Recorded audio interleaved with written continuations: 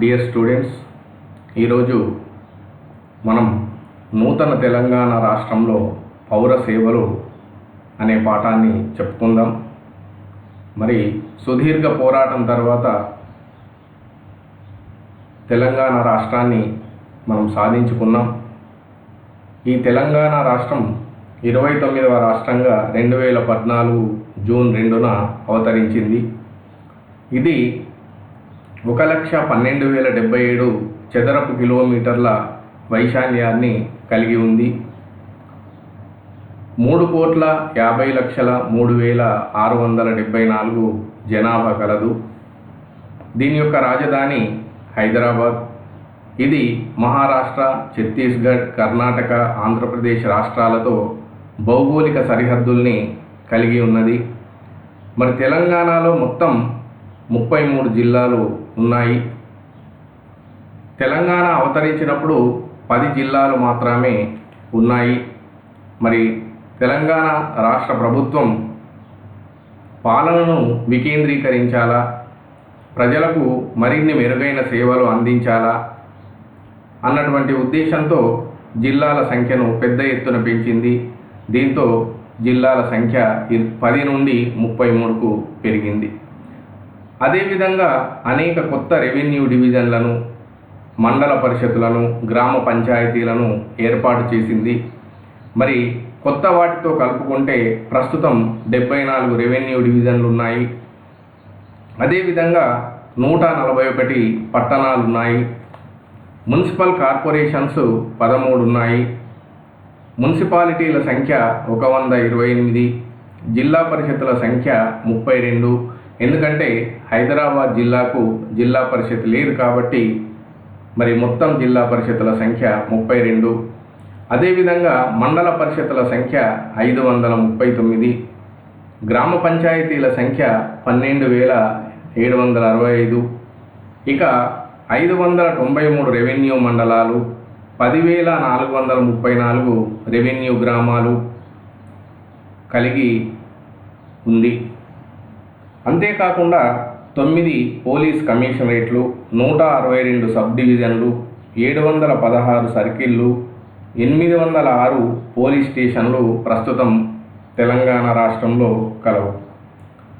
మరి 2014 జూన్ 2న తెలంగాణ అవతరించినప్పటి నుండి తెలంగాణ రాష్ట్ర ప్రభుత్వం పౌరులకు హితోధికమైనటువంటి సేవల్ని అందించడం కోసం, ప్రజల సంక్షేమం కోసం అనేక కార్యక్రమాలను ప్రారంభించింది. అనేక కొత్త సర్వీసులను ఏర్పాటు చేసింది. దాంట్లో మనం ఇదివరకే కొన్ని చర్చించాం. జిల్లాలు, కొత్త జిల్లాలు, కొత్త మండల పరిషత్తులు, కొత్త గ్రామ పంచాయతీలు, కొత్త మున్సిపాలిటీలు, కార్పొరేషన్లు ఇలా ఏర్పాటు చేసి పరిపాలనను ప్రజలకు మరింత చేరువ చేసింది అని చెప్పుకోవచ్చు. ఇక ప్రతిష్టాత్మకంగా కొన్ని పౌర సర్వీసుల్ని తెలంగాణ ప్రభుత్వం చేపట్టింది. వాటిని గురించి మనం ఇప్పుడు క్షుణ్ణంగా పరిశీలిద్దాం.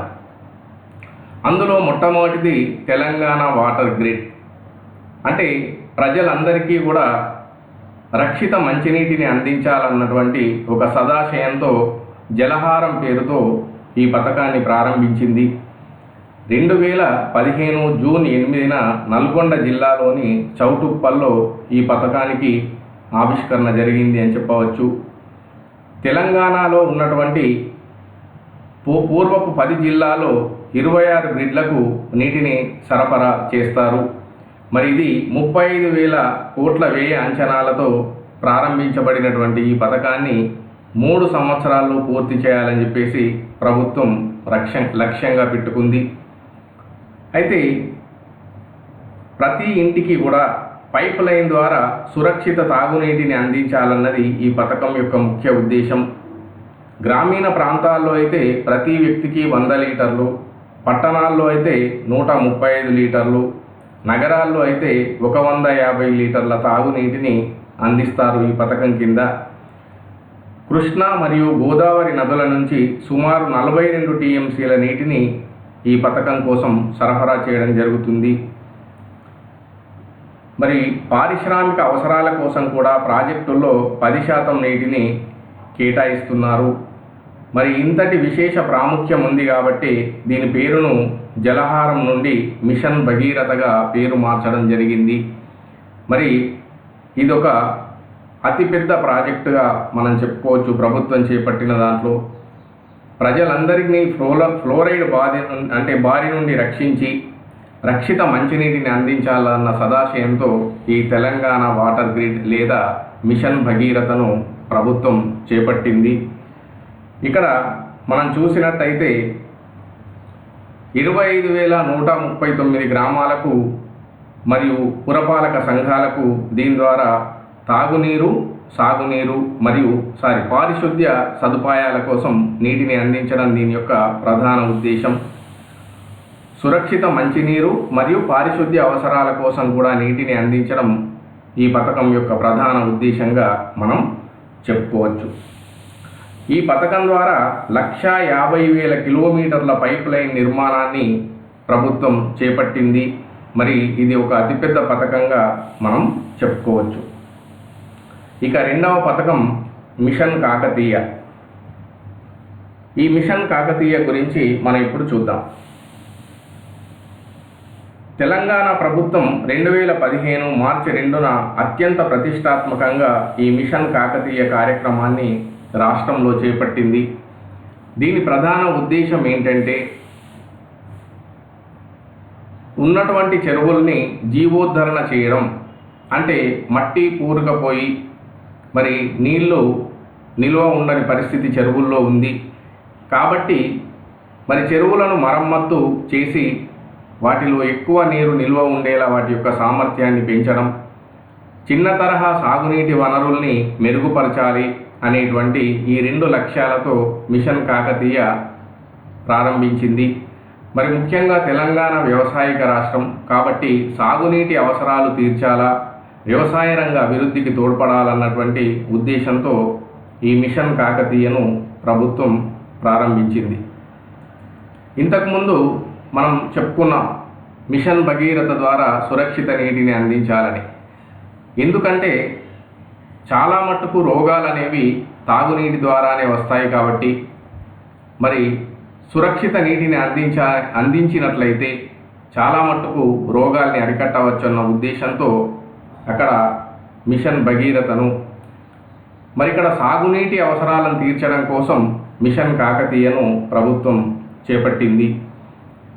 ఈ మిషన్ కాకతీయ కార్యక్రమాన్ని మన ఊరు మన చెరువుగా కూడా పిలవడం జరుగుతుంది. 15.50 అంటే 15.5 లక్షల ఎకరాలకు సాగునీటిని అందించాలా, చిన్న నీటిపారుదల రంగానికి ఒక పూర్వ వైభవాన్ని తేవాలన్నటువంటి ఉద్దేశంతో ఈ కార్యక్రమం ఏర్పాటు చేయబడింది. మరి 46,531 చెరువులను పునరుద్ధరించాలని చెప్పేసి సంకల్పించడం జరిగింది. దానికోసం 20,000 కోట్ల నిధులు అవసరం అవుతాయని చెప్పేసి అంచనా వేయడం జరిగింది. మరి ఇక్కడ ఈ పథకం ద్వారా చెరువుల్లో ఉన్నటువంటి పూడికను తొలగించడం ద్వారా నీటి నిల్వ సామర్థ్యాన్ని పెంచడం, మరి ఆ పూడిక తీసినటువంటి మట్టిని కూడా పొలాల్లో మళ్ళీ వినియోగించుకోవడం, చిన్న కాలువల్ని పునరుద్ధరించడం, గట్లు, తూములు, అడ్డుకట్టల్ని మరమ్మత్తు చేయడం, సాగునీటి కాలువలను రీసెక్షనింగ్ చేయడం, ఇవన్నీ కూడా ఈ పథకంలో ఒక భాగంగా మనం చెప్పుకోవచ్చు. మరి రాబోయే 5 సంవత్సరాల కాలంలో ఈ పనులన్నీ పూర్తి చేయడం కోసం ప్రభుత్వం ప్రణాళికల్ని సిద్ధం చేసింది. ఈ పనులన్నింటినీ ప్రణాళిక ప్రకారం దశల వారీగా ఫేజ్ వైజ్గా పూర్తి చేయడం అనేది జరుగుతూ ఉంది. మనం ఇందాకే చెప్పుకున్నట్టు వ్యవసాయ అభివృద్ధికి చెరువులు అనేవి కీలకమైనటువంటి నీటి వనరులుగా చెప్పుకోవచ్చు తెలంగాణ రాష్ట్రంలో. అందుకే వీటిని పునరుద్ధరించి భూసారాన్ని పరిరక్షించడం, జలవనరుల్ని పెంచడం, వరదల్ని నియంత్రించడం, మరి చెరువుల్లో నీరు పుష్కలంగా ఉంటే కరువు కాటకాలు ఏర్పడినప్పుడు కూడా మరి మనం ఈ నీటిని వాడుకోవచ్చు. కాబట్టి కరువు నివారణ, పశువు గణాదుల్ని పెంచడం, మరి గృహ వినియోగ అవసరాల కోసం మనం వీటిని వినియోగించుకోవడం, అంతేకాకుండా ముఖ్యంగా పర్యావరణాన్ని సంరక్షించడం, శీతోష్ణ స్థితిని బ్యాలెన్సింగ్ చేయడం, ఇవన్నీ కూడా ఈ పథకం యొక్క ముఖ్య ఉద్దేశాలుగా మనం చెప్పుకోవచ్చు.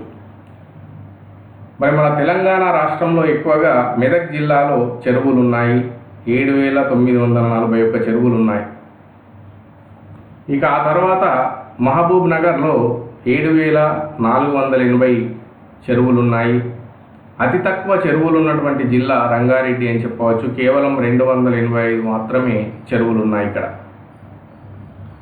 అయితే కాకతీయులు కాలం నాటి పూర్వ వైభవాన్ని తేవాలన్నటువంటి ఉద్దేశంతో ప్రభుత్వం ఈ కార్యక్రమాన్ని చేపట్టింది. మనందరికీ తెలుసు, చరిత్ర చదివినట్టయితే కాకతీయులు ఆ రోజుల్లో అనేక తాగునీటి అవసరాలు తీర్చడం కోసం అనేక చెరువులను వాళ్ళు తవ్వించడం జరిగింది.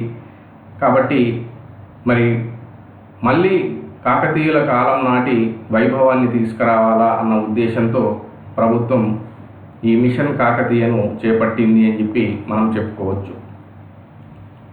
ఇక మరో పథకం టీ హబ్. ఔత్సాహికులైనటువంటి యువతీ యువకులు మరి కొత్త ఒరవడులతో వ్యాపార సంస్థలు ఏర్పాటు చేయడం కోసం, మరి వాళ్ళను వ్యాపార సంస్థలు నెలకొల్పుకోవడానికి ప్రోత్సహించడం కోసం తెలంగాణ ప్రభుత్వం ఈ టీ హబ్ను ఏర్పాటు చేసింది. ఈ టీ హబ్ ఎక్కడ ఉంది అంటే హైదరాబాద్లోని IIIT క్యాంపస్లో ఉంది. దీన్ని మనం PPP పబ్లిక్ ప్రైవేట్ పార్ట్నర్షిప్ మోడ్తో దీన్ని ఏర్పాటు చేయడం జరిగింది. 2015 నవంబర్ 5న ఈ పథకానికి శ్రీకారం చుట్టడం జరిగింది. అప్పటి గవర్నర్ ESL నరసింహన్తో కలిసి టాటా గ్రూప్ మాజీ చైర్మన్ రతన్ టాటా దీన్ని ప్రారంభించాడు టీ హబ్ను. మరి ఈ టీ హబ్లో ప్రధాన భాగస్వాములు ఎవరు అంటే IIT Hyderabad, Indian school of business మరియు నల్సార్ యూనివర్సిటీ, ఈ మూడు ఇందులో భాగస్వామ్య సంస్థలుగా మనం చెప్పుకోవచ్చు. 40 కోట్ల వ్యయంతో మరి ఈ టీ హబ్ భవనం నిర్మించడం జరిగింది. ఇది ప్రభుత్వ భవనాల్లోనే మొట్టమొదటి గ్రీన్ బిల్డింగ్ అని చెప్పి చెప్పుకోవచ్చు. అంటే పర్యావరణానికి ఎలాంటి హాని కలిగించకుండా ఉన్నటువంటి బిల్డింగ్, మొట్టమొదటి గ్రీన్ బిల్డింగ్ అని చెప్పి మనం చెప్పుకోవచ్చు. ఇక్కడ ఒక 200 స్టార్టప్ కంపెనీల ద్వారా 1000 మందికి ఒకే ప్రాంగణంలో పనిచేసేటువంటి అవకాశాన్ని ఈ టీ హబ్ కల్పిస్తుంది. మరి టీ హబ్ యొక్క ముఖ్య ఉద్దేశం మనం ఇందాకే చెప్పుకున్నాం. ఎవరైతే యువతీ యువకులు ఉంటారో వాళ్ళు కొత్తగా వ్యాపార సంస్థలు ఏర్పాటు చేసుకోవడం కోసం వాళ్ళకు అవసరమైనటువంటి సాంకేతిక సహాయం, వ్యాపార సహాయం, న్యాయ సహాయం అందించడమే టీ హబ్ యొక్క ముఖ్య ఉద్దేశం. అంటే ఒక మంచి ఎంటర్ప్రెన్యూరర్స్ను డెవలప్ చేయడం, యువతీ యువకుల్ని పరిశ్రమలు నెలకొల్పే విధంగా వాళ్ళను ప్రోత్సాహపరచడం, పారిశ్రామిక రంగానికి ఊతం ఇవ్వడం, ఇది దీని యొక్క ముఖ్య ఉద్దేశాలుగా చెప్పుకోవచ్చు. మరి ఇది కేవలం గచ్చిబౌలిలోనే కాకుండా రాయదుర్గంలో కూడా ఫేజ్ 3 టీ హబ్ను నెలకొల్పాలని చెప్పేసి ప్రభుత్వం నిర్ణయించుకుంది. అదేవిధంగా టైర్ 2 టీ హబ్గా వరంగల్ పట్టణాన్ని కూడా గుర్తించడం జరిగింది. మరి దానికోసం 15,000 చదరపు అడుగుల స్థలాన్ని కేటాయించడం జరిగింది. అంతేకాకుండా తెలంగాణ ప్రభుత్వం సాంకేతిక రంగాన్ని అభివృద్ధి పరచడానికి కూడా అనేక చర్యలు తీసుకున్నది. దీనికోసం వరంగల్లో ఒక యోగా మెగా టెక్స్టైల్ పార్కును 2000 ఎకరాల్లో ఏర్పాటు చేయాలని చెప్పేసి సంకల్పించడం జరిగింది. ఇక మరో ముఖ్యమైనటువంటి పౌర సర్వీసు మీ సేవ. సమాచార విప్లవం, సాంకేతికత ప్రభుత్వ వ్యవస్థల యొక్క పనితీరును గణనీయంగా మార్చేశాయని చెప్పవచ్చు. మరి సుపరిపాలనలో భాగంగా ప్రభుత్వం పౌరులకు అవసరమైనటువంటి సేవల్ని మీ సేవ పేరుతో చేపట్టడం జరిగింది. మనకు మీ సేవా కేంద్రాల ద్వారా 34 శాఖలకు చెందినటువంటి 311 పౌర కేంద్రీకృత సర్వీసులు అందజేయబడుతున్నాయి. మరి ఆన్లైన్ విధానం ద్వారా మనం ఆఫీసుల చుట్టూ తిరిగి మన సమయాన్ని మరియు మన డబ్బుల్ని వృధా చేసుకోని అవసరం లేకుండా మనం మీ సేవా కేంద్రాల ద్వారానే ప్రభుత్వం నుండి ఎలాంటి సర్వీసునైనా పొందవచ్చు, ఎలాంటి సర్టిఫికేట్స్ అయినా తీసుకోవచ్చు, అదేవిధంగా ట్యాక్సెస్ కూడా పే చేయవచ్చు. ఇలా ప్రభుత్వం అందించేటువంటి దాదాపుగా అన్ని సర్వీసులు ఇవాళ మీ సేవా కేంద్రాల ద్వారా పౌరులకు అందించబడుతున్నాయి. మరి దీని ద్వారా ఇందాకే మనం చెప్పుకున్నట్టు ప్రజల యొక్క సమయం ఆదా అవుతుంది, వాళ్ళ శ్రమ ఆదా అవుతుంది, అంతేకాకుండా వారి యొక్క డబ్బు కూడా ఆదా అవుతుంది అని చెప్పవచ్చు. ఇంతకుముందు మరి పౌరులు అనేక సర్వీసుల కోసం, సర్టిఫికెట్ల కోసం ప్రభుత్వ కార్యాలయాల చుట్టూ తిరిగేవారు. రోజుల తరబడి తిరిగిన పనులు అయ్యేవి కావు. కానీ ఇప్పుడు మీ సేవ ద్వారా మనకు సులభంగా, వేగంగా పనులు జరుగుతున్నాయి అని చెప్పుకోవచ్చు. దీని ద్వారా ప్రజలకు ఎంతో మేలు జరుగుతుంది అని చెప్పుకోవచ్చు. మరి ఇక్కడ మీ సేవ ద్వారా గవర్నమెంట్ టు బిజినెస్ అంటే ఈ వ్యాపార సంస్థలు కూడా మరి మీ సేవా కేంద్రాల ద్వారా సర్వీసుల్ని పొందుతున్నాయి అని మనం చెప్పుకోవచ్చు. ఇలా ఆన్లైన్ విధానం ద్వారా మరి ప్రభుత్వం అనేక సర్వీసుల్ని ఒకే దగ్గర, ఒకే గూటిలో అందిస్తుంది. కాబట్టి public services closer to home అనేటువంటి నినాదంతో ఇది పనిచేస్తుంది. పౌర సేవలు ఇంటికి చేరువలో అనేది దీని యొక్క నినాదంగా మనం చెప్పుకోవచ్చు. మరి రాష్ట్రంలో మొత్తం మీ సేవా కేంద్రాలు 3715 ఉన్నాయి. మరి వీటి ద్వారా ప్రజలు తమ దగ్గరి ప్రాంతాల్లోనే తమకు అవసరమైన అన్ని రకాల సర్వీసెస్ను ఈ కేంద్రాల ద్వారా పొందడం జరుగుతుంది అని మనం చెప్పుకోవచ్చు. ఇక నెక్స్ట్ ఇంకో కార్యక్రమం తెలంగాణ నైపుణ్య విజ్ఞాన అకాడమీ, టాస్క్ అంట, Telangana academy for skill and knowledge. అంటే డిగ్రీ పూర్తి చేసినటువంటి నిరుద్యోగుల్లో మంచి నైపుణ్యాలు పెంచి వారిని ఉద్యోగాలకు సిద్ధం చేయడం కోసం రాష్ట్ర ప్రభుత్వం ఈ టాస్క్ అనే సంస్థను నెలకొల్పింది. మరి ఈ సంస్థ ఇంజనీర్లకు మరియు పట్టభద్రులు అంటే డిగ్రీ చదివినటువంటి అభ్యర్థులకు ఉద్యోగాలకు కావలసిన నైపుణ్యాలు పెంపొందించడానికి శిక్షణ ఇస్తుంది. మరి గత సంవత్సరం నుండి మన కళాశాల విద్యా కమిషనర్ గారి చొరవతో, వారి ఆదేశాల మేరకు డిగ్రీ కళాశాలల్లో కూడా ఈ టాస్క్ను నెలకొల్పడం జరిగింది. మరి విద్యార్థులుగా మీరంతా కూడా ఈ టాస్క్లో చేరి ఉద్యోగానికి కావలసినటువంటి జ్ఞానాన్ని, నైపుణ్యాలను మీరు పెంపొందించుకొని రేపు డిగ్రీ అయిపోయిన తర్వాత మంచి ఉద్యోగాలు పొందడానికి మీకు కల్పించబడినటువంటి ఈ టాస్క్ అవకాశాన్ని సద్వినియోగం చేసుకోవాలని ఈ సందర్భంగా నేను కోరుతున్నాను. మరి ఇవాళ ప్రతి డిగ్రీ కళాశాలలో టాస్క్ ఏర్పాటు చేయబడింది, అలాగే ఇంజనీరింగ్ కళాశాలల్లో ఏర్పాటు చేయబడింది. మరి పట్టభద్రుల్లో ఉద్యోగాలకు సరిపడే నైపుణ్యాలు పెంపొందించడం దీని యొక్క ప్రధాన ఉద్దేశం. ఒక సర్వే ప్రకారం ప్రతి ఏటా ఇంజనీరింగ్ నుండి బయటకు వస్తున్నటువంటి విద్యార్థుల్లో 90% మందిలో ఎలాంటి స్కిల్స్ ఉండడం లేదు. ఒక 10% మందికే ఉద్యోగాలకు అవసరమైన నైపుణ్యాలు కలిగి ఉన్నారు. కాబట్టి మరి దీన్ని గుర్తించి ఈ లోపాన్ని సవరించడం కోసం రేపు డిగ్రీ పూర్తి చేసిన తర్వాత వాళ్ళు నిరుద్యోగులుగా ఉండకుండా వెంటనే ఉద్యోగాల వైపు మళ్ళడం కోసం ప్రభుత్వం ఈ టాస్క్ అనే సంస్థను నెలకొల్పింది. మరి ఈ టాస్క్ లోపల అనేక ప్రఖ్యాత ఐటీ కంపెనీలు ఉన్నాయి. For example IBM, Oracle, TCS, Infosys, Google, Cognizant, HCL మరియు ఆటోడెస్క్ ఇలాంటి అనేక సంస్థలు మరి టాస్క్లో ఉన్నాయి. ఈ బహుళజాతి సంస్థల్లో పనిచేసేటువంటి ఉద్యోగులు మరి డిగ్రీ చదువుతున్నటువంటి విద్యార్థులకు ఉద్యోగ సంబంధమైన మెలకువలు, నైపుణ్యాలు, సామర్థ్యాలు పెంపొందించడానికి వారు శిక్షణ కార్యక్రమాలు ఏర్పాటు చేస్తారు. మరి వాటన్నింటినీ కూడా డిగ్రీ విద్యార్థులుగా మీరు సద్వినియోగం చేసుకోవాలని మరోసారి కోరుతున్నాను. ఒకవేళ ఈ టాస్క్లో చేరి మీరు కనుక ఈ నైపుణ్యాల్ని పెంపొందించుకున్నట్టయితే ఈ కంపెనీలే మళ్ళీ మీకు వెంటనే ఉద్యోగ అవకాశాలు కూడా కల్పిస్తాయి. మరి కళాశాల విద్యార్థుల లోపల ఒక పారిశ్రామిక తత్వాన్ని, పరిశోధనను మరియు అభివృద్ధిని ప్రోత్సహించాలన్నటువంటి ఒక మంచి ఆశయంతో ఈ కార్యక్రమం ఏర్పాటు చేయబడింది. టాస్క్ను మరి తదుపరి స్థాయిలోకి తీసుకెళ్లాలని చెప్పేసి కూడా ప్రభుత్వం ప్రణాళికలు రచిస్తున్నది. అంటే కేవలం పట్టణాల్లోనే కాకుండా జిల్లాలు, మండల స్థాయిల్లోని కూడా తీసుకెళ్ళి యువకుల్లో ఉద్యోగ నైపుణ్యాలు పెంపొందించాలని చెప్పేసి ప్రణాళికలు రచిస్తున్నారు. ఇక తెలంగాణ ప్రభుత్వం ప్రతిష్టాత్మకంగా చేపట్టిన మరో ముఖ్య కార్యక్రమం హరితహారం. ఈ హరితహారం ద్వారా మరి తెలంగాణ వ్యాప్తంగా మొక్కలు నాటి పచ్చదనాన్ని, పర్యావరణాన్ని పరిరక్షించాలన్న ఒక సదాశయంతో ఈ పథకం రూపకల్పన చేయబడింది.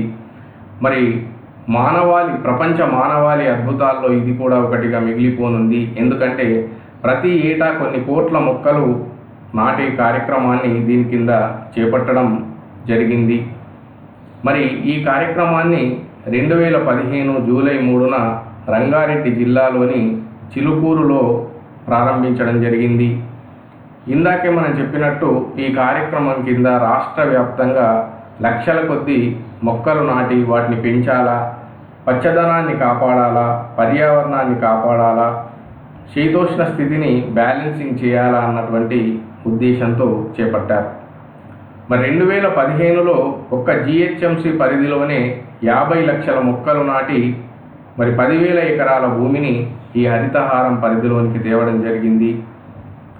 మరి పర్యావరణ పరిరక్షణ దృష్ట్యా కూడా మనం ఇవాళ అందరం ప్రతి ఇంటిలో మొక్కలు నాటి చెట్లను పెంచాల్సిన అవసరం ఉంది. మరి చెట్ల నరికివేతను అరికట్టవలసిన అవసరం ఉంది. అడవుల విస్తీర్ణాన్ని పెంచవలసినటువంటి అవసరం ఉంది. ఎందుకంటే జాతీయ అటవీ చట్టం కింద అడవుల సంఖ్య 33% ఉండాలి. కానీ మన రాష్ట్రంలో కేవలం 24% మాత్రమే అడవులు ఉన్నాయి. కాబట్టి మరి ఈ హరితహారం కింద 230 కోట్ల మొక్కలు నాటాలా అన్నది ప్రభుత్వం లక్ష్యంగా నిర్ణయించుకుంది. అందుకే ప్రతి నియోజకవర్గంలో ప్రతి ఏటా ఒక 40 లక్షల మొక్కలు, ప్రతి గ్రామంలో ఒక 40,000 మొక్కలు నాటాలని చెప్పేసి ప్రభుత్వం లక్ష్యంగా నిర్ణయించడం జరిగింది. ఈ సందర్భంగా విద్యార్థులుగా మీకు తెలియజేసేది ఏంటంటే, మీరు మీ ఇళ్లల్లో కొన్ని మొక్కలు నాటి వాటిని సంరక్షించి పర్యావరణ పరిరక్షణకు తోడ్పడాలని చెప్పేసి నేను కోరుతున్నాను. మరి ఈ హరితహారం కార్యక్రమాన్ని జిల్లా కలెక్టర్లకు బాధ్యతలు అప్పగించడం జరిగింది. మరి దీంట్లో కేవలం ఒక మొక్కలు నాటడమే కాదు, చెరువుల్ని పునరుద్ధరించడం, శ్మశాన వాటికల్ని మెరుగుపరచడం మొదలైన కార్యక్రమాలు కూడా ఈ హరితహారం ప్రాజెక్టుకు అనుసంధానం చేయడం జరిగింది.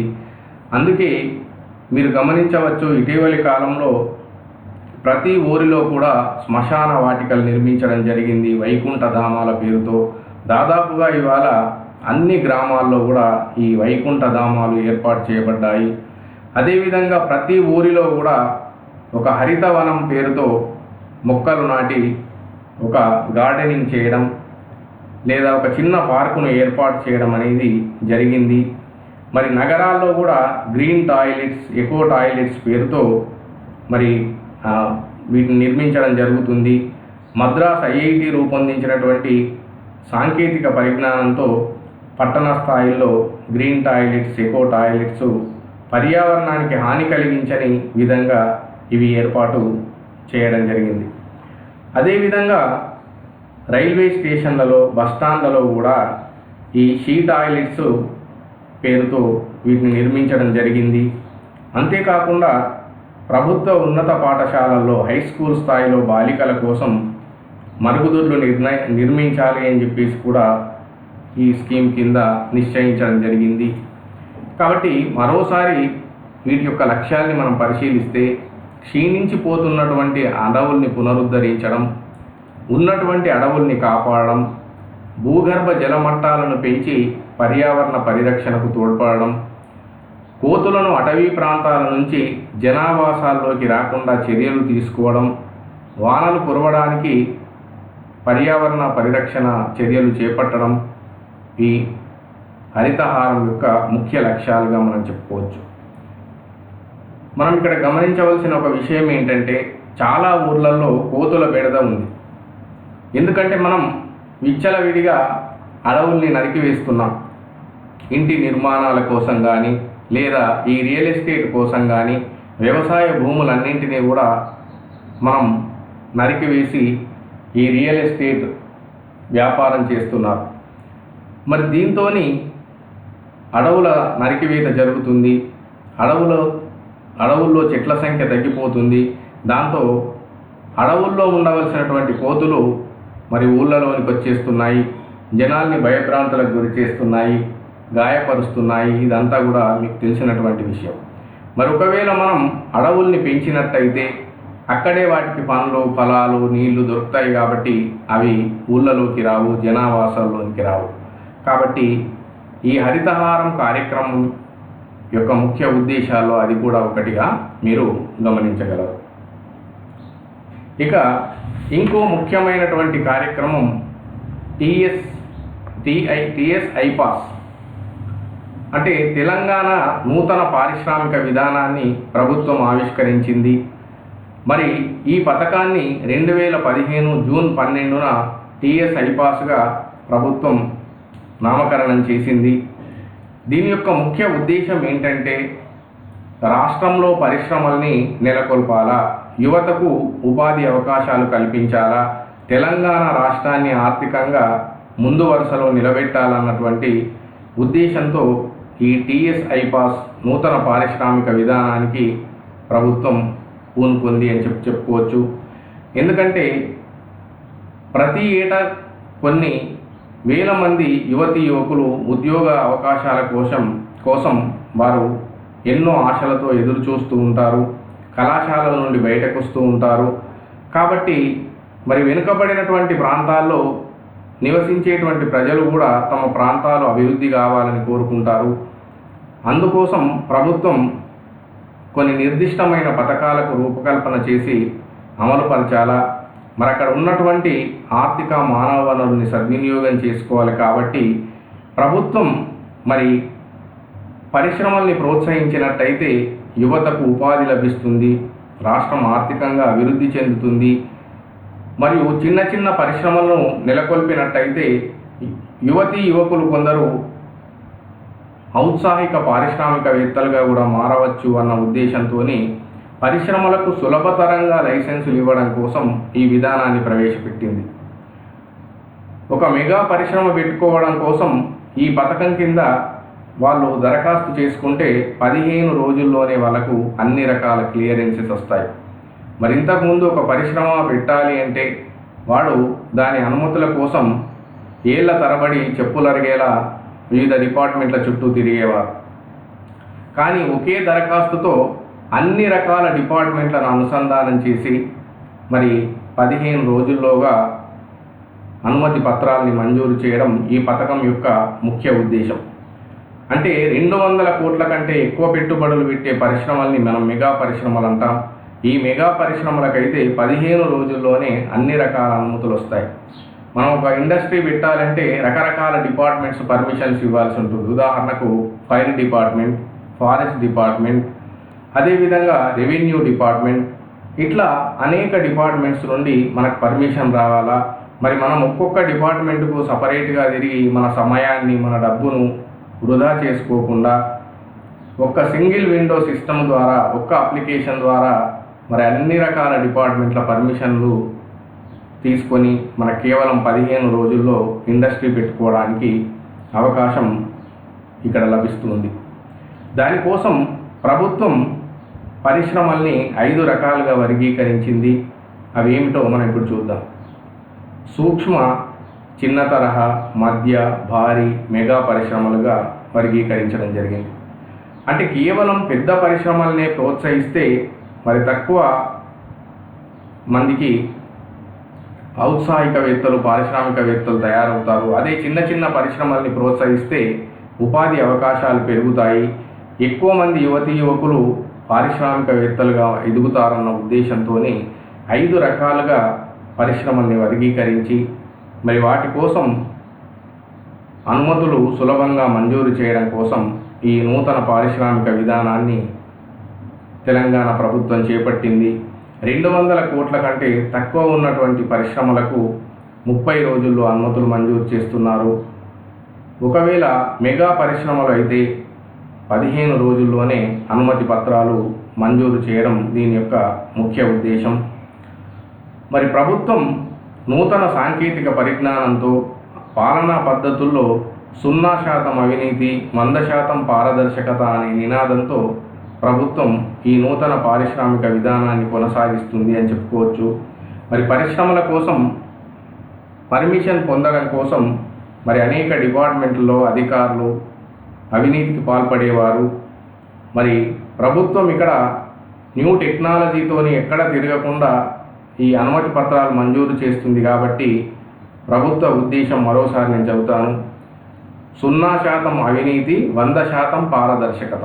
అంతా ట్రాన్స్పరెన్సీగా ఉండడం, అవినీతిని తగ్గించడం, పారిశ్రామిక రంగాన్ని ప్రోత్సహించడం, యువతీ యువకులకు పరిశ్రమల వైపు ప్రోత్సహించడం, అవసరమైతే వాళ్ళకు రాయితీలు ఇవ్వడం, అంటే తక్కువ ధరకే భూమిని కేటాయించడం, నీటి సౌకర్యాన్ని కేటాయించడం, పన్నుల్లో కొంత తగ్గించడం, విద్యుత్ శక్తి సౌకర్యాన్ని కల్పించడం, ఇలాంటి ప్రోత్సాహకాలు కూడా ప్రభుత్వం ఇస్తుంది.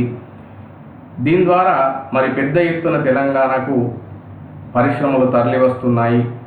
అనేక కంపెనీలు ఇక్కడ పరిశ్రమలు పెట్టుకోవడానికి ముందుకు రావడం హర్షించదగ్గ పరిణామంగా మనం చెప్పుకోవచ్చు. మరి ఈ టీఎస్ ఐపాస్ చట్టం ద్వారా పారిశ్రామిక సంస్థలు ప్రాజెక్టుల ఏర్పాటుకు వీలైనంత త్వరగా, అంటే 15 నుంచి 30 రోజుల్లోనే అనుమతులు మంజూరు చేయడానికి అవసరమైన వాతావరణాన్ని కల్పించి ప్రభుత్వం ఇవాళ పారదర్శకతతో పనిచేస్తుంది అని చెప్పి చెప్పుకోవచ్చు. అంతేకాకుండా కొత్త ఆవిష్కరణల కోసం మరి పరిశోధనల్ని కూడా ప్రోత్సహిస్తున్నది, యువతను ప్రోత్సహిస్తున్నది, ఔత్సాహికుల్ని ప్రోత్సహిస్తుంది. మరియు రాష్ట్ర అభివృద్ధి కోసం ప్రభుత్వం విశేషంగా కృషి చేస్తుంది అని చెప్పి మనం చెప్పుకోవచ్చు.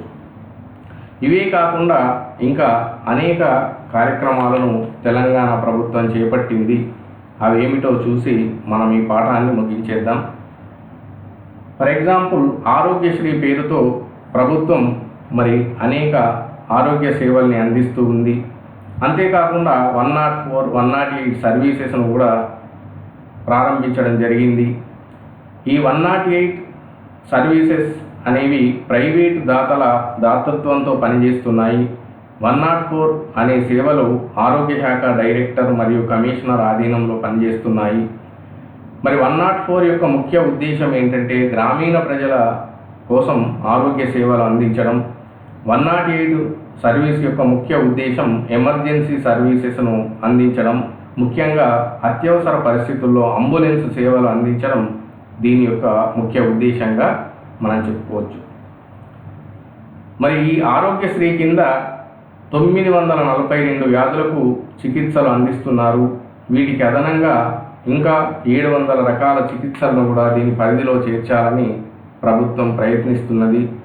ఈ విధంగా ప్రజా ఆరోగ్యాన్ని తీర్చిదిద్దడం కోసం, ప్రజా ఆరోగ్య వ్యవస్థను మెరుగుపరచడం కోసం ప్రభుత్వం ఈ ఆరోగ్యశ్రీ పథకాన్ని అమలు చేస్తుంది అని చెప్పుకోవచ్చు. ఏ సమాజంలోనైనా విద్య, వైద్యం ఇవి రెండు కూడా మౌలిక అవసరాలు.